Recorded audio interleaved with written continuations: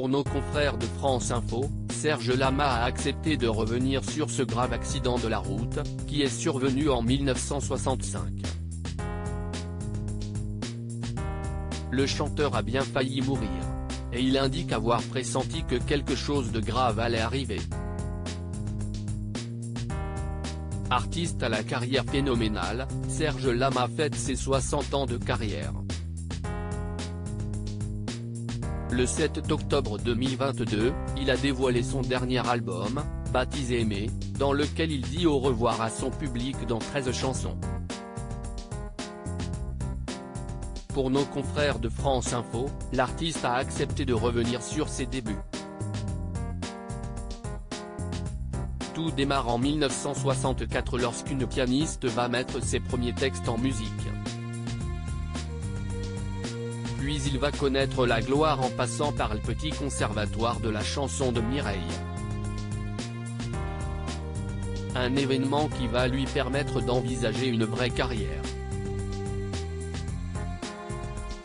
Oui, CIST surtout l'Écluse qui m'a choisi, l'Écluse étant un cabaret très important à l'époque qui m'avait primé en me disant que je ne pouvais pas aller ailleurs. Je n'étais pas fort payé. C'était quand même difficile la vie. Mais bon, à partir du moment où j'ai fait l'Écluse, il n'y avait aucune raison que j'arrête.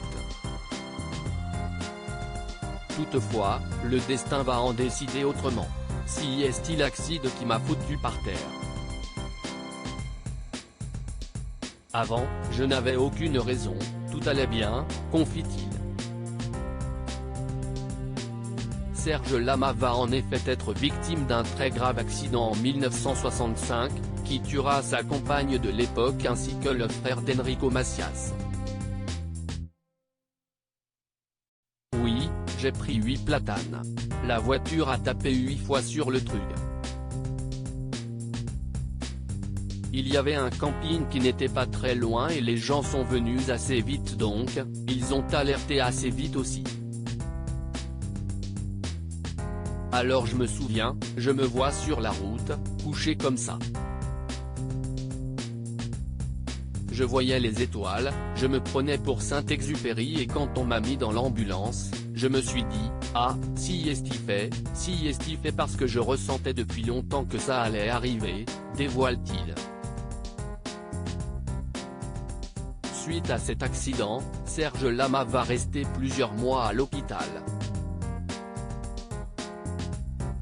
Durant de longues semaines, le chanteur sera cloué au lit et se fera opérer 14 fois. Aujourd'hui, j'ai souffert toute la journée, CIST un jour avec, ou plutôt sans, a-t-il notamment expliqué lors de son passage dans cet avou. CIST vrai que cela ne m'a jamais quitté et qu'il a fallu que je fasse avec.